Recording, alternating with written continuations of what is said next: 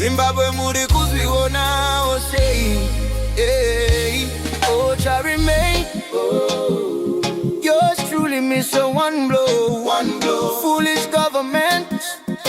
Yeah, me raspi. Urumende yemageva akatumira mbava.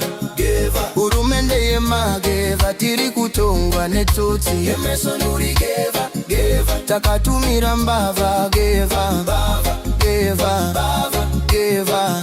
matoti. Urumende yembava tiri kutongwa negeva mbava toti takatumira. From bad to worse tishiva kuna baba bona unogona ona. Vakaenda kuhondo vachinorwira iwewe neni. Vakaenda kuhondo vapenyu nevakafa vachiitira kuti iwewe neni tikwanise kusarudza mutungamiriri watinoda. Vakaenda kuhondo vachirwira ivhu. Vakaenda kuhondo vachirwira equal opportunities for all.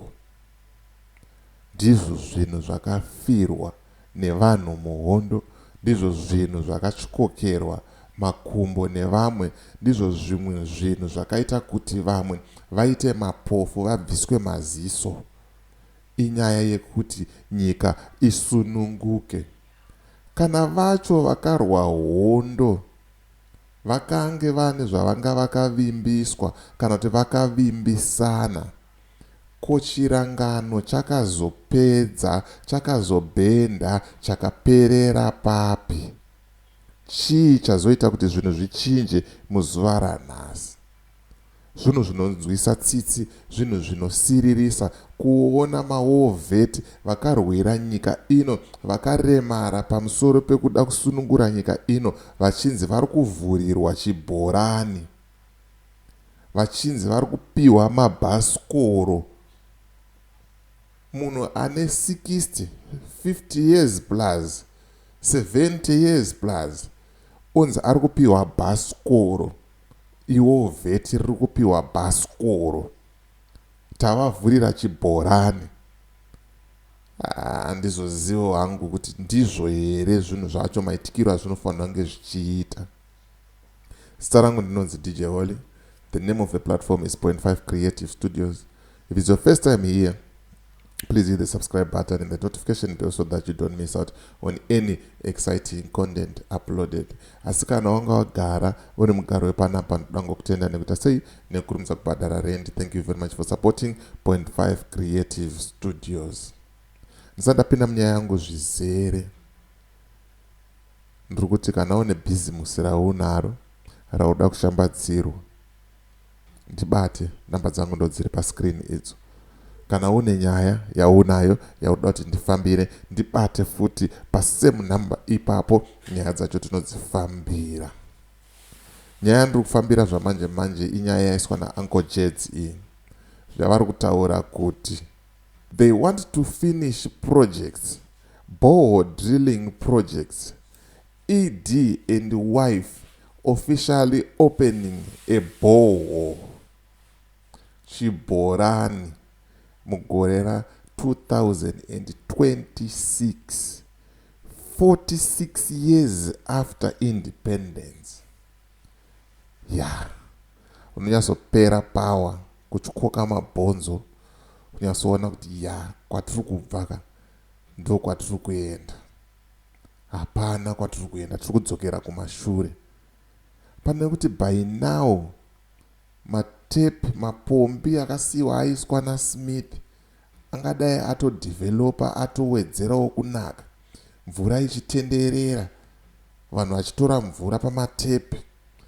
Tiri kutodzokera kumashure, tiri kutokundikana kusvika pakuti mukuru wenyika anosumuka nemukadzi wake voenda kunovhura chibhorani. Zvonzi zvibhorani for mawar veteran, zvibhorani for mawar vets. Unyazoona kuti patiri pacho pakaipa and pakaoma. It's not adding up, it's not making sense. kuti mukuru wenyika anodedzerwa zvemapurogiramu zvakadhakwa kudai izvi. 46 years. Regai ndikuratidzei vhidhiyo muzvionere mega, nekuti ndikaramba ndichitaura munofunga kuti pamwe ndiri kuwedzeredza kana kuti ndiri kunyepa.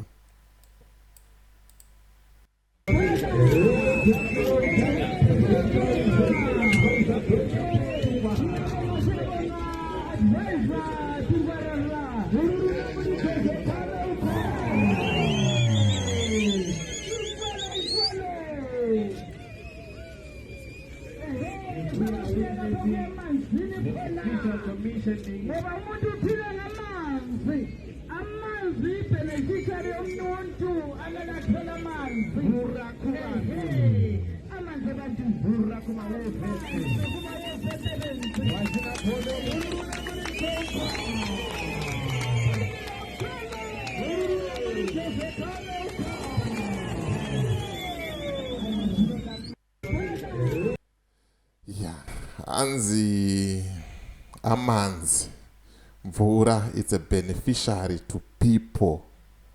Omanaka mvura kumaovheti.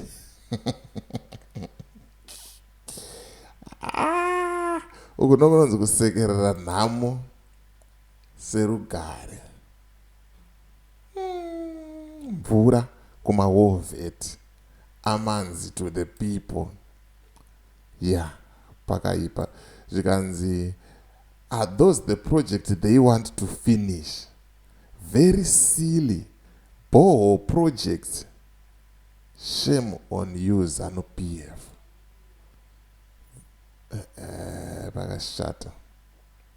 Pakashata zvikanzi, we need a revolution. We cannot continue in this manner, Zimbabweans. Vamwe vari kupiwa mota, wana ichitsvake yakazara nemabhasikoro.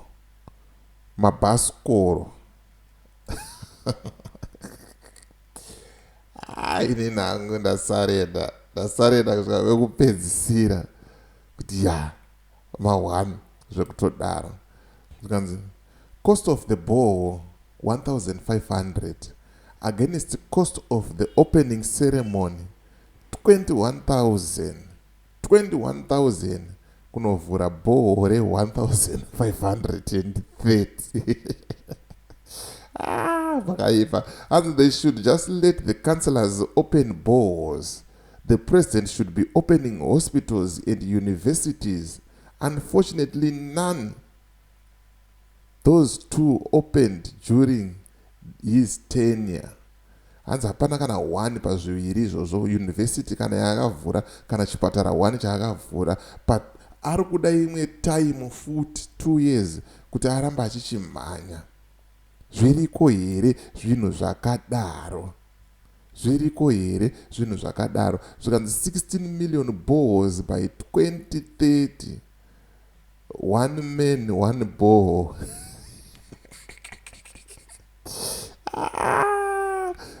Vakashata. Hanzi 16 million boreholes, 1 man, 1 borehole. Munhu anenge ane chibhorani chake. Pakaipa.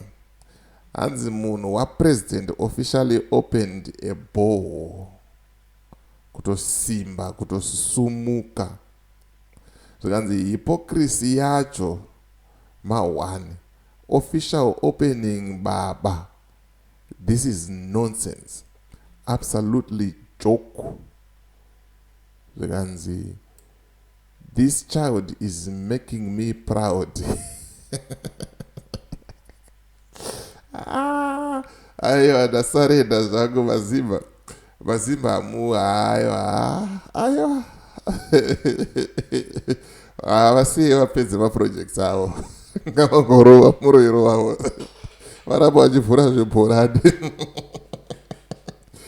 Ndokunonzi kumakisa at its best.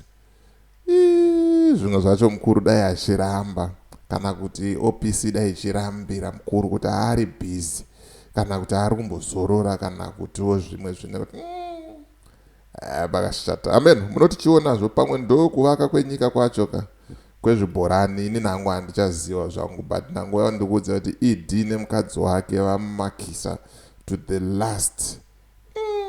zvanyadzisa izvi.